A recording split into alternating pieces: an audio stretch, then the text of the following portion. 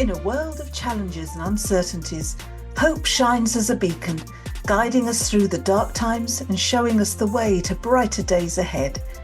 But what exactly is hope? Where does it come from? And how does it shape our lives? I'm Annie Bennett, and I'd love you to join me on this journey as I explore the meaning of hope. I'll delve into philosophical perspectives, personal stories, and scientific insights to understand the power of this elusive emotion. So whether you're seeking inspiration, comfort, or simply a deeper understanding of the human spirit, let's embark on this exploration together and discover the extraordinary power of hope. Hello and welcome to this episode of the Chronicles of Hope podcast with me, Annie Bennett.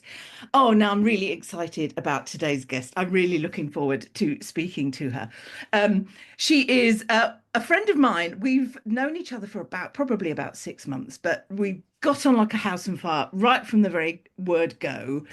Possibly one of the reasons is that we're both absolute music lovers and we both have the same attitude when it comes to music and loving music. And I am absolutely delighted to have Julie Bale with me today. Julie, who is a vocal transformation specialist, as well as loads of other things that she does as well. Welcome, Julie. It's lovely to have you here. Thank you, Annie. It's so lovely to be here with you on the Chronicles of Hope podcast. Thank you. Oh, it's so fabulous. Yes, we've only really known each other, 6 months, 7 months? I think it was end of last year, wasn't it? We first met, although we'd sort of known each other online for a bit, hadn't we? But we instantly sort of hit it off, as they say, didn't we?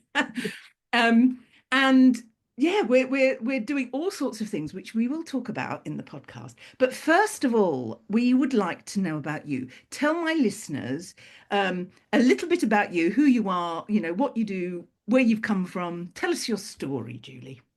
Yeah, thank you. So my name is Julie, and I was named after a character in a Rodgers and Hammerstein musical. My mother's favourite musical was Carousel, and she loved the character Julie Jordan, and so I was named after her. And so when I was born, I was a singer. I was born a singer. And I was one of these annoying little children who would stop people in the street, age 2, and make them listen to me sing, whether they wanted to or not. So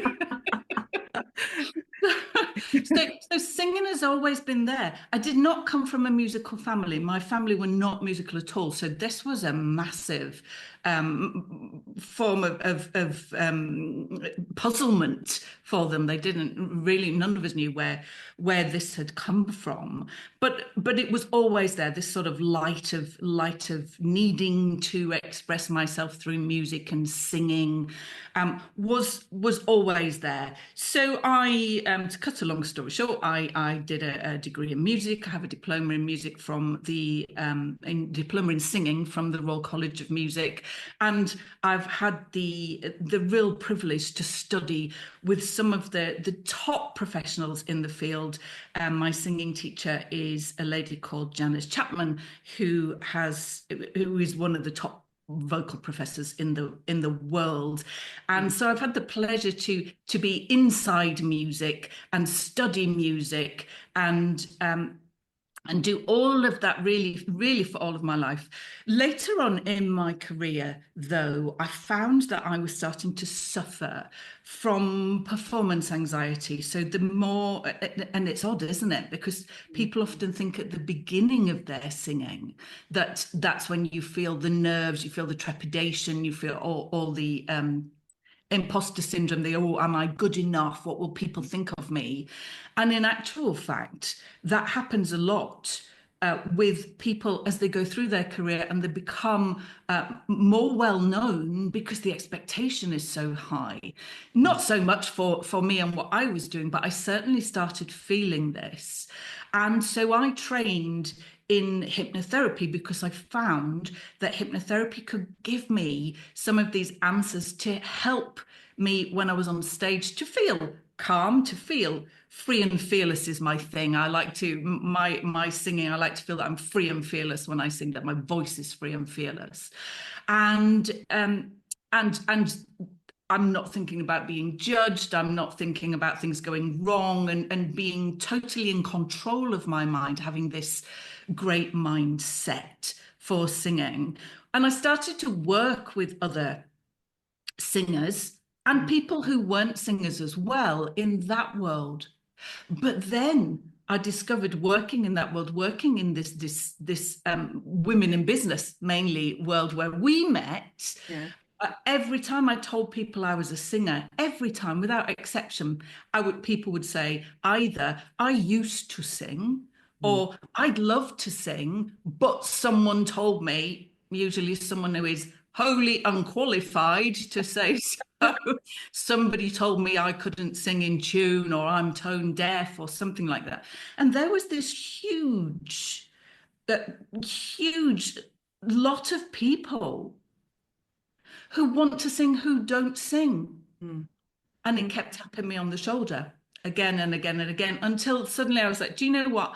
I really want to help these people, because I get such joy from my singing. You, Annie, get such joy from your singing. We know how singing is so wonderful in so many ways, not just from the physical benefits that we get, the respiratory benefits that we get, the postural benefits that we get, but the mental health benefits, the social benefits, all of that, as well as just the absolute elation that you can feel when you sing. And I wanted to bring that to people. So my business now is working with people mainly who haven't sung before, teaching them, yes, how to sing, but my company is called Diva Energy. So how to step into this diva energy and just be the essence of yourself, be the freest of yourself by freeing your singing voice. Fantastic. Fantastic. And I know we've had lots of conversations about this in the time that we've known each other, but having been a primary teacher, and I've mentioned this before, you see children coming into schools at 4, and you go into a reception classroom and they're singing their little hearts out, all of them without exception, all singing, the songs that the teacher's leading. But you go into a year 6 classroom, 10, 11-year-olds, and some of them are mumbling, some of them are mouthing, some of them aren't. And so somewhere along the line, someone has told them, probably to shut up or whatever it is. And they've lost that joy and that energy, as you say. It's really sad, isn't it? Yeah. And I suppose the thing about that is as well that somewhere along the line, we've got it wrong. Mm, People have decided that singing is only for those people who are good at mm, it. yeah. Well, how ridiculous is that? Yeah. It's a skill. Singing is a skill, like anything else, And if you wouldn't expect to be playing at Wimbledon if you've had one tennis lesson and said, well, you're not good enough. Yeah. It's just you haven't learnt the skill, but everybody can do it. Yeah. And there's lots of, there's lots of scientific research that shows that when babies are babbling, Mm, that is actually a form of singing. We sing before we speak. It's a primal form of communication. And in my work, I feel really strongly that if people are not using singing in their lives, mm. if they don't have that, if they cut it off because they've been told it's not for them, it's not good enough for them, and they want to, then they're missing out on this great superpower of connection. Absolutely, absolutely. And I think there is a real connection. Obviously this podcast is about hope. Yeah. And I think there is a real connection because whether you're singing, solo, or whether you're singing in a choir, or whether you're listening to people singing, you get that, and it really hits the spot. You really get that sense of, wow, anything is possible, don't you? Yeah, That real absolutely. sense of hope, everything will be all right, Yeah. because what I'm amongst at the moment is just so beautiful and so ethereal. It really does, doesn't it? Yeah, it's the essence, isn't it? Yeah. It's the essence of self. It's the essence of us. And then talking about hope, some some things that I have heard that you will also be able to relate to. I was told that when the two towers in America went down Mm, that evening, mm. crowds of people stood in the place, and they oh, well, not in the place because obviously Yeah, it was a yeah, um, a crime scene, but at the edges, and they stood together and they huddled in doorways and they sang. yeah, yeah. And I don't know if you're a fan of The Crown, if you ever watched The Crown. Ooh, Yeah. yes. But that scene, that wonderful scene of in with the Aberfan tragedy, Oh gosh, yeah. Oh, I've got and goosebumps thinking about yeah, it. yeah, and Prince Philip, wasn't it, went to the funeral, and just watching the villagers as they sang a hymn together was one of the most moving things. And what it did was it brought the community together. Yeah, It gave them hope singing Aberystwyth. It yeah, gave them that hope singing You'll Never Walk Alone, which I believe is what they sang at Ground Zero that night. you know gave people hope. Coming together and singing gives people hope. yeah, yeah, absolutely. I mean, you think, I mean, you mentioned You'll Never Walk Alone, and that's quite a famous, football um anthem, isn't it? And you look at a football match, not that I do much because I'm not really a football fan, but you have all the chanting and that they're singing because they're hopeful that their team will win. It's all part of it, isn't it? It's and the singing that you get, on the terraces and in stadiums is just quite phenomenal, isn't it? It really does give you goosebumps, doesn't it? Yeah, and I think it's also the easiest way for people who find it difficult to express emotion in everyday life. They're thinking Yeah. about football, Yeah. those guys. I know they're not all guys, but mainly a male dominated sport. There can allow their emotions free through singing because they're Yeah. singing. Yeah. Absolutely. It's so important, isn't it? Absolutely. Now, I'd like to talk now about a very special thing that we are doing. Well, I say we, it's mainly you doing it. I'm just hopping in there and So I'm the um, one hopping. oh yes, I shouldn't have said that, should I? Yeah, just we haven't mentioned this yet, but poor old Julie. Oh, just tell us very quickly what's just happened to you, Julie, so people get what we're talking about. Yeah, so I was away in Scotland, and I was on a beautiful beach in Scotland, and I was walking over some rocks, and I don't normally do that. I'm normally very careful with where I tread, and I wasn't careful, and I slipped and I dislocated and broke my ankle while I was lying there, on the beach. So yeah, I'm hopping everywhere at the moment. But what we were saying before is that I found, whilst lying there and being in horrific pain, I realized that I couldn't be in horrific pain, that I had to do something um, to take myself away from that, Mm, because it was it was just it yeah. was just horrible. And then I remembered happily my hypnotherapy training, and I was able to dissociate from that. So I took myself off to a calm place, actually in the clouds, Mm, created calm, used various hypnotherapy tools. I used like the control room, so turned down the control on my pain, turned down my feeling towards that, turned down my anxiety, and was able to just apparently even I affected my blood pressure when I was taken into resus. mm, They took my blood pressure and they said, your blood pressure is normal. And I said, well, I have been practicing my hypnotherapy. And they said, but the trauma you've been through, your blood pressure is normal. And what a wonderful gift, that I've never been more grateful for those tools that day. But such a wonderful gift. That is what I use with yeah. the singers that I work with, those who are, because if people are feeling very nervous about singing for the first time, they're terrified Mm, about standing up, because in the past, someone has said to them, "You can't sing." You So can't the sing. thought, yeah, so standing up in front of people but being able to learn these kinds of tools as well. So to take yourself to a calm place, to know that you are in control of the thoughts that you are thinking, to actually regulate processes like the stress hormones, which is what I did in my body, so that I was calm and able to be in control. That's a really magic thing. And that, in addition to the singing, such a wonderful tool to have. But anyway, sorry, let's get back to No, our it's just thing. fascinating, your whole story. So, and best wishes for your recovery, Julia. Thank you. But yes, we were talking about this wonderful event that is happening in September. Would you like to tell us about it? Because it's your baby, really, isn't it? Yeah, I would. So when I was thinking about what could I do for these women in business who I have met who wanted to sing, and added to that, also the people who were saying to me, "I really want to sing," but these were also the same people that I was seeing at speaker trainings. There were people who were saying, "I find it so difficult being the face of my business Yeah. because that's not what I signed up for. I actually, I would, and suddenly I've realised that I've got to be fronting my business." And I thought, do you know what?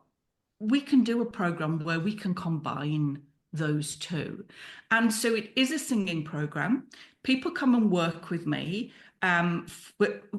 for a length of time, 4 months, 6 months.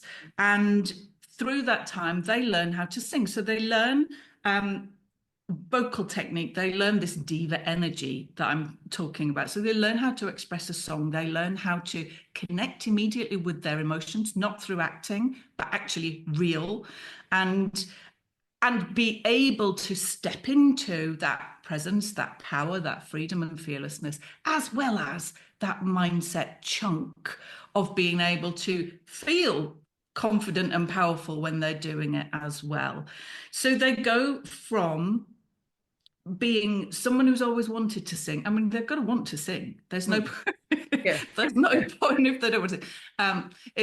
Someone who's always wanted to sing, but who doesn't sing, and I take them through this process. I've taught in my 35-year career as a teacher of singing. I've taught over 1,000 people. So I know how to easily help people with their voices very quickly as well.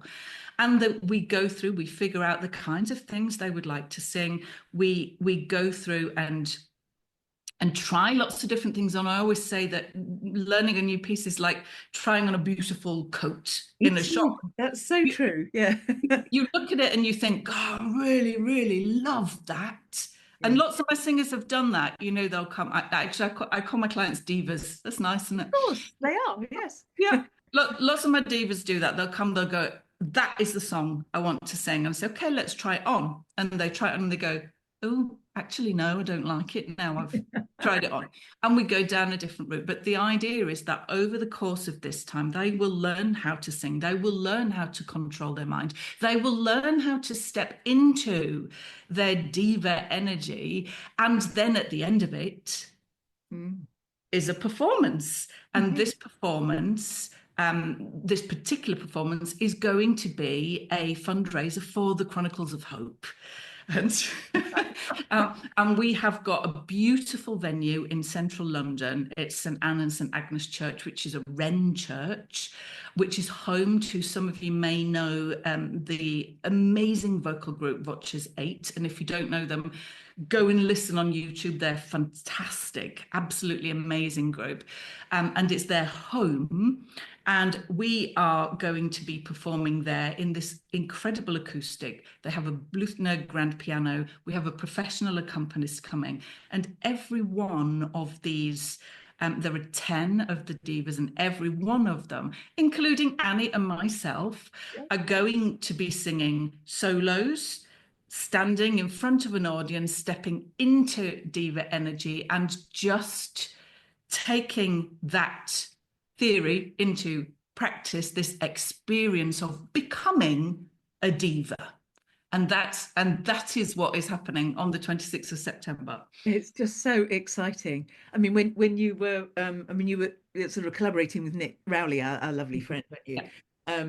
About, about this, and then you had this idea of supporting the Chronicles, and just, mind blowing for me, really, that, this is all happening, and it's so exciting, and I need to get a big frock and all that. Oh, Um, yeah. and when this podcast goes out, the tickets will be available. So if you go to the chroniclesofhope.org, you'll see where you can get the tickets on the page there. I mean, the tickets are moderately limited, aren't they? That, we haven't got thousands of tickets. It's quite an intimate venue, isn't it? Yes, there are. I think we can do 120. And of Right. course, we've got 10 divas already, and Yeah, that's already creating quite a lot of cool. buzz around it because they're all their friends and family are wanting Yeah. to come and support them as well. Because the other joy about this project is that when you learn to sing, when you learn how to connect to this essence of emotion, you are actually laying yourself bare.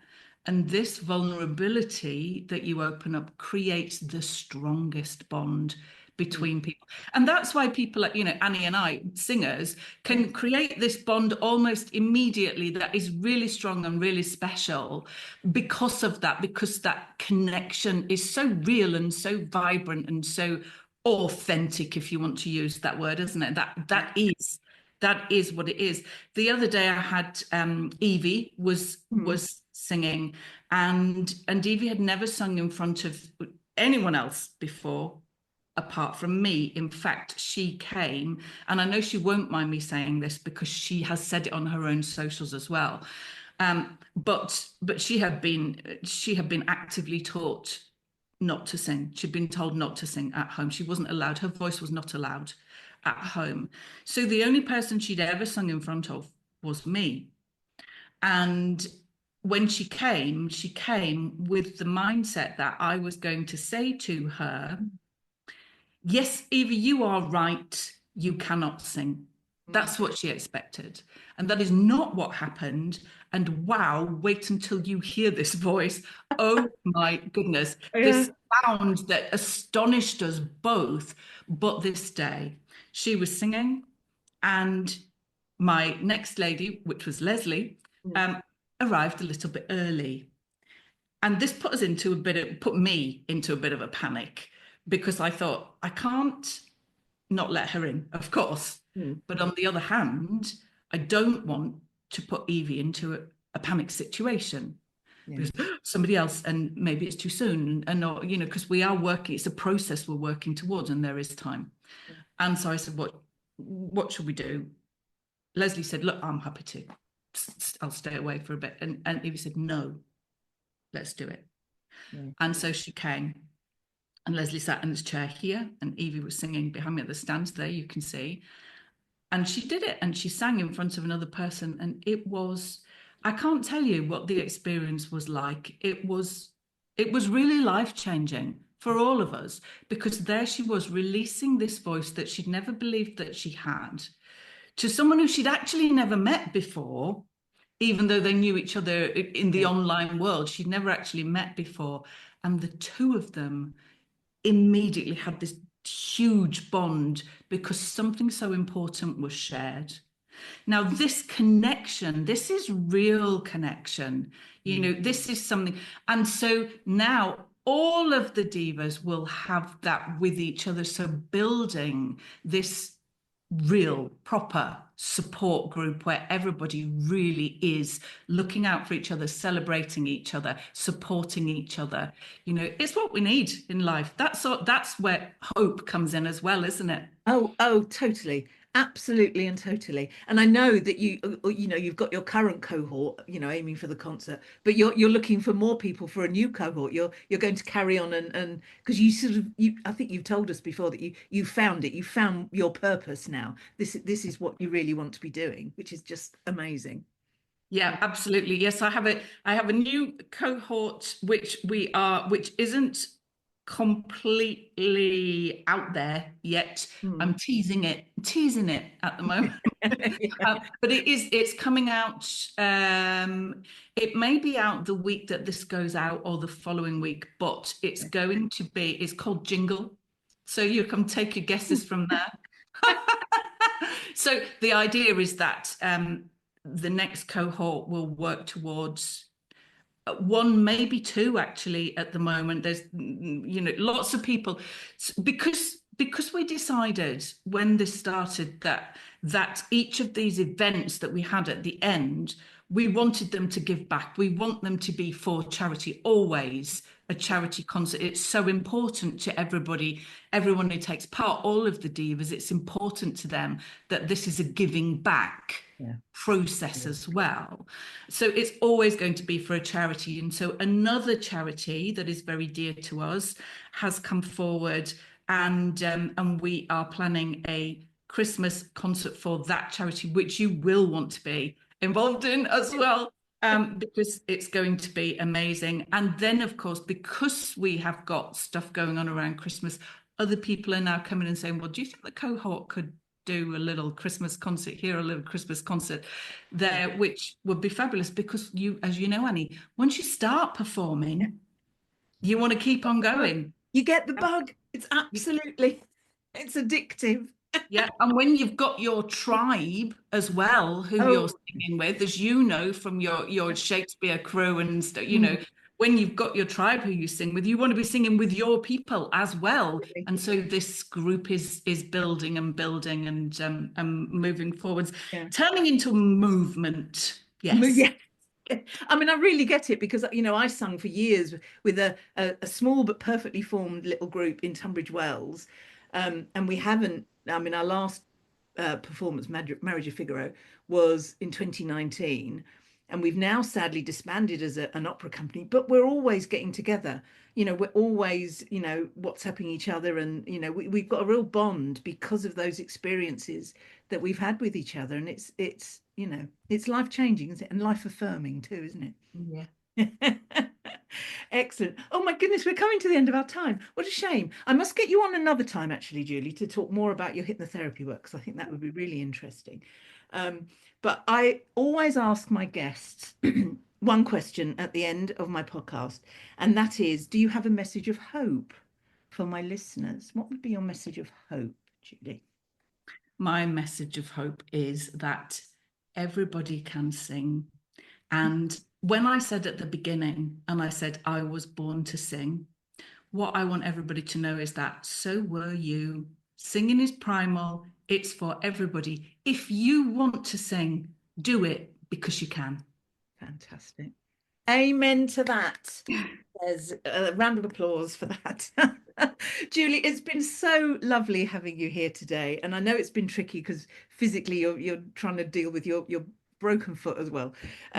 But thank you so much, so much.